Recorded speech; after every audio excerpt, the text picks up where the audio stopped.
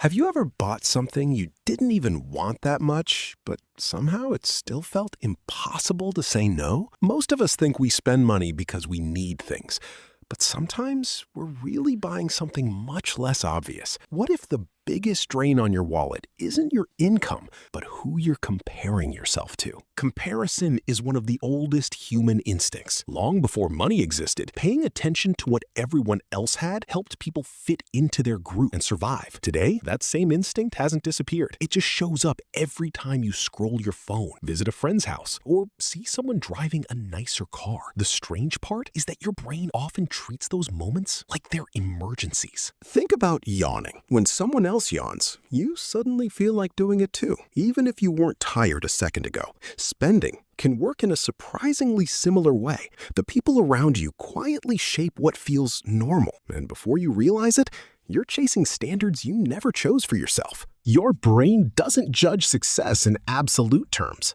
It judges success by comparison.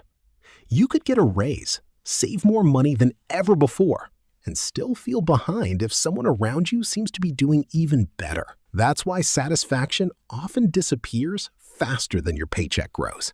Imagine you're standing in a line where everyone suddenly takes one step forward.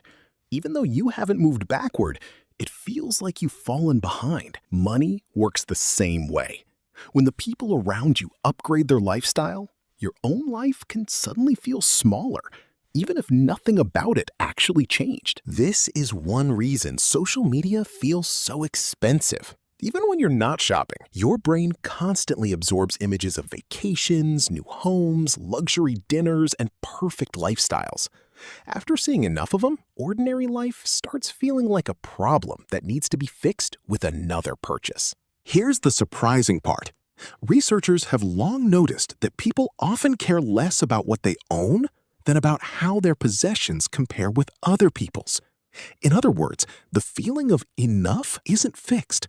Your brain quietly moves the finish line every time someone else appears to have more. That's why buying something new often feels amazing at first, but strangely ordinary a few weeks later. It's like getting a new phone. On day one, it feels exciting. A month later, it simply becomes your normal, and your attention shifts to the next thing everyone else seems to have. The real cost isn't just the money you spend. It's the mental energy you lose constantly measuring yourself against people whose full lives you can't actually see. You're comparing your everyday reality to someone else's carefully edited highlight reel, and your brain treats that comparison as if it's completely fair. Here's the truth that changes everything. You're usually not buying the object itself. You're buying the feeling you hope the object will give you: acceptance, confidence, success, or belonging. But because those feelings come from inside your mind, no purchase can hold on to them for very long. The moment you understand this, your spending decisions start changing. Instead of asking, "Do I like what they have?"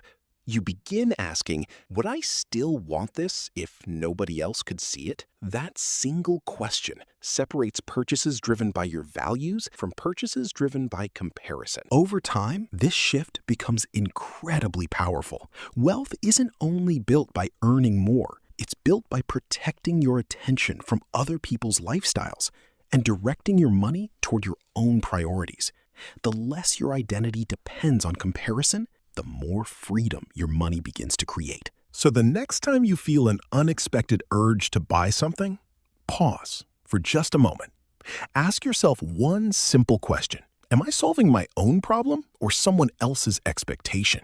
Because the fastest way to build a richer life isn't winning the comparison game. It's finally choosing not to play it.